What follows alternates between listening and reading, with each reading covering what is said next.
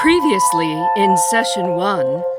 So I looked down, and there he was. Still shouting, still swinging his bottle, but about 10 inches tall. No. I'd never seen anything like it. He was doll-sized. I'm sorry that happened to you, Lori, though I will say I'm glad that it brought you here to join us. And your experience brings me right back to my own first encounter with the defense. Same. Yep. And while I suppose anything's possible, I don't think you're a witch.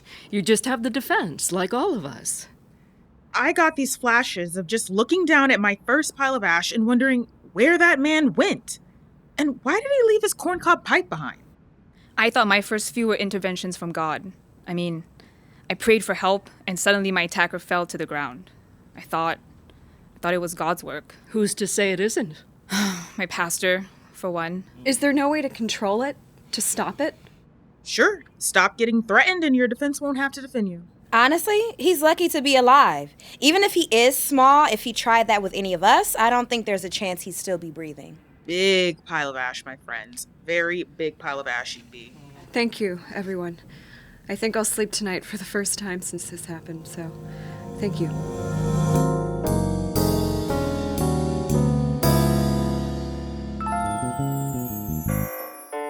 Recorded live at Jalopy Theatre in Brooklyn. Messenger Theatre Company presents The Defense.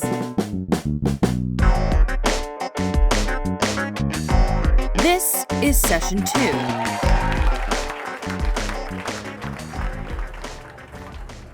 No, because I got these new color-coded file tabs that just stick right on there so I can find it in a hurry. We're glad you made it back, Lori. We didn't scare you too much last week? I had some moments, but when I thought about it, being here was the most okay I'd felt in a while, so I figured I should return. But can we make it not so much about me this time? Absolutely. Bria, you look like you're wrestling with something. Yeah, listening to Lori last week took me back to when it first happened to me. I don't know, it made me feel, I don't know, like a little reflective. How so? I just wish I made it here as early as you did, Lori. I made myself miserable for so long before this group came together, and I just wish I could have spared myself some of that stuff. Like, I see myself trying to tell the pastor at my church and realizing that he was thinking I was a devil in his flock. And then I tried to cast myself out. Oh, Bria. No, that's awful. Yeah, it wasn't nice. I'll say that. They were dark times. And I feel bad now, I guess, because I'm a little jealous of Lori catching it so early. I'm glad for you, Lori. I really am. And I know it's really hard in this moment, but you're so lucky to have found us this early. And lucky to not be a victim of another crazed man. Like, if you ever start to feel bad about that tiny little doll man, just think about where you'd be if you hadn't found your defense. You could be dead, you know? A man who breaks a bottle to threaten you in a library isn't someone who's going to stop there. I hadn't thought of that. Yeah, you're not dead because you took care of yourself. That's the truth of it. The key. You found your strength and you kept yourself alive. I did. And he's small. So what? You've neutralized him. Now if that guy wants to cut someone with his little bottle, it'll be like getting a cat scratch. It might sting a little, but he can't kill you. Not without a lot of extra work. Can you imagine sawing away with that tiny bottle? Yeah.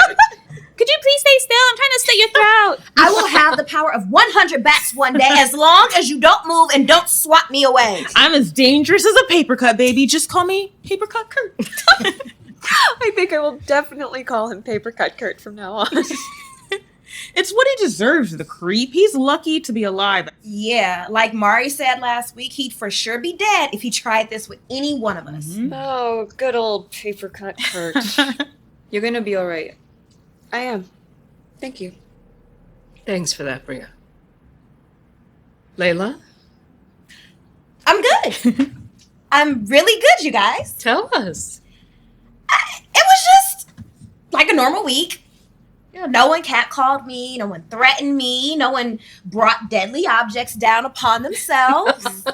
Congratulations, Leila.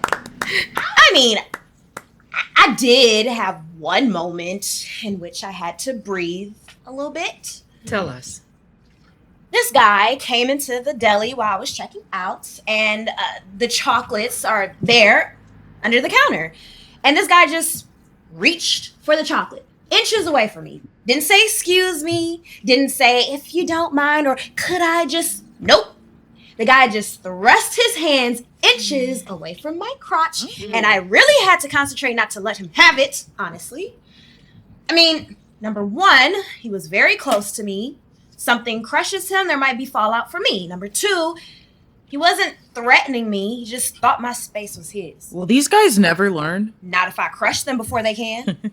So I didn't. And I'm pretty proud of myself because I certainly didn't have that kind of control when I first came here. We're proud of you too, Leila. Very. Yay, Leila! Good job. Thanks, everybody. I appreciate it. Can you break down your process for us a bit? Maybe especially for Lori here. Oh, sure. Good idea. Well, when he reached, I felt a flash of rage, like a surging of the defense. Like, I'm sure I turned red, very red. And I could feel the lamp over his head start to wobble, but I just took a deep breath and I thought, no, thank you. I looked up at the lamp and I thought, you stay there. And it did. Good work. Thanks. Can I ask? Is it okay to ask something? Of course. Is it control that we're working on here? Like being able to control ourselves? It doesn't have to be. If someone came who wanted to develop her defense, to discover it, improve it, I think we'd help with that too, yes? Yeah. I mean, it's just that most of the group here so far has had the opposite reaction. A desire to learn to control the defense instead of allowing it free rein. What happens when you give it free rein? A lot of piles of ash. A lot of crushed skulls. A lot of stopped hearts. I'd probably end up with a whole village of doll-sized men. That would be hilarious. Would it? Totally. First, they'd have to find each other, and because they're all terrible, that their first response would be to try and beat each other up. It would take them ages to figure out how to work together to create an actual mutually beneficial living situation. They'd probably try and get me to shrink them some women. Oh, they would. But maybe they'd band together and come after me. Like the borrowers gang up on you or something? Not a chance. They'd figure out how to coordinate to do that. Not a chance. You need to be able to have teamwork, and the kinds of guys we encounter could never. Is it only guys? What do you mean? The defense. Does it only happen to guys? Like, could I shrink a woman? You probably could, but it's unlikely. Why? Well, how many women have you been threatened by in your life? 1 or 2. Did you find you were in mortal danger? No, but I did get scared, I think. If you were in real danger, I'm sure your defense would leap into action, but statistically, it's unusual. Have any of you? Nope. Not even close. Only came close in a crowd situation. Statistically, it's about as likely as a female serial killer, which is to say it does happen, but only in really extreme circumstances. Wow. Mari, anything on your mind? I'm a blank of all blanks. Sorry. Everything normal. Normal is absolutely fine. Lori, how are you feeling? This group not freaking you out too much? No.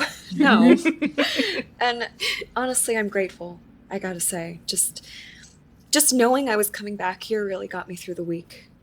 I mean, I didn't small anyone else, so maybe it's just over for me, but I'm glad to just be with you all, so thanks. Were you tempted? What do you mean? Like, did you look at someone and think, I could shrink you? No! No. Really? Oh, yeah, no, I did. I forgot about it.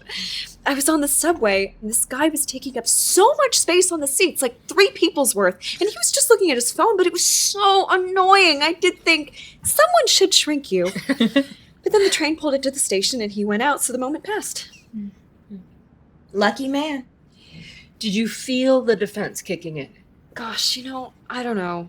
I didn't notice at the time, but maybe so.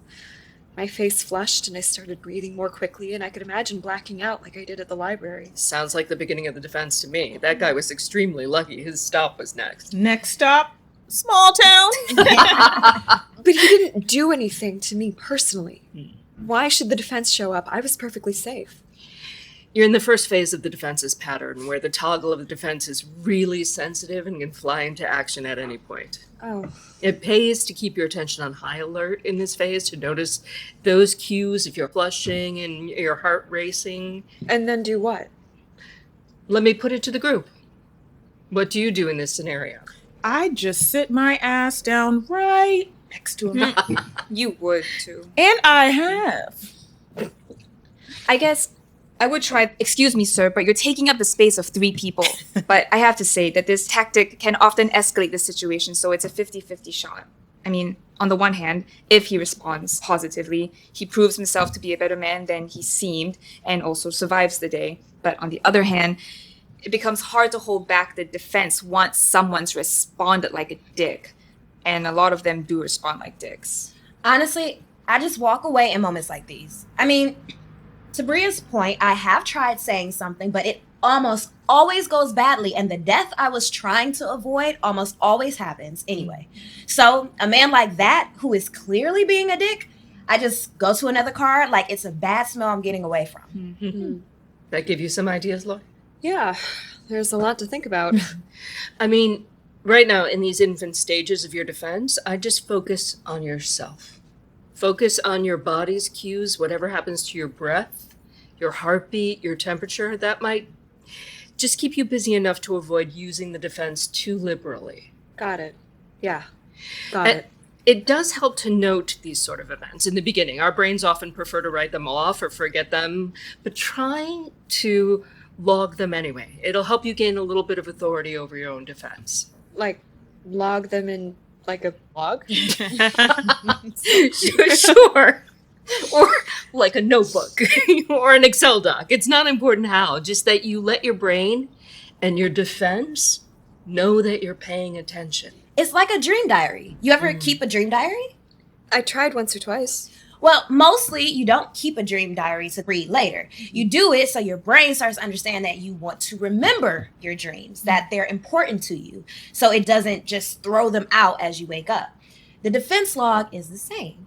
Like, when you let the defense know you're paying attention, it might not black you out when it's doing its thing. It might let you stick around in your own consciousness long enough to stop it, or at least watch it happen. That makes sense. Honestly, it's my favorite tool for dealing with the defense. It would be, you organizing freak. Hey!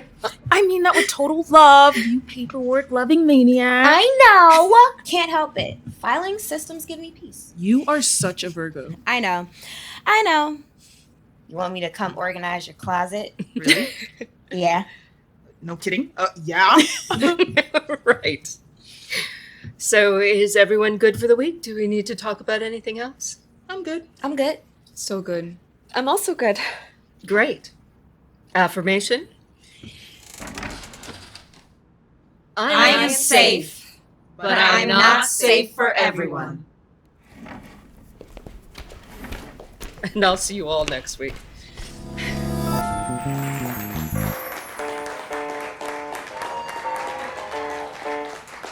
The Defense is a production of Messenger Theatre Company. It is performed by Marcella Adams as Leila, Amber Jessie as Mari, Cosmic Kitty as Bria, Kristen Vaughan as Kacey, and Toni Watterson as Lori. The writer-director is Emily Rainbow Davis. Sound design by Matt Powell. Sound engineering by Daniel Massey. Sound assistance by Angela Santillo. Stage management by Ella Lieberman. The producer is Melvin Yen. The defense theme is by Scott Ethier. I'm Jacki Jing. I'm safe, but I'm not safe for everyone.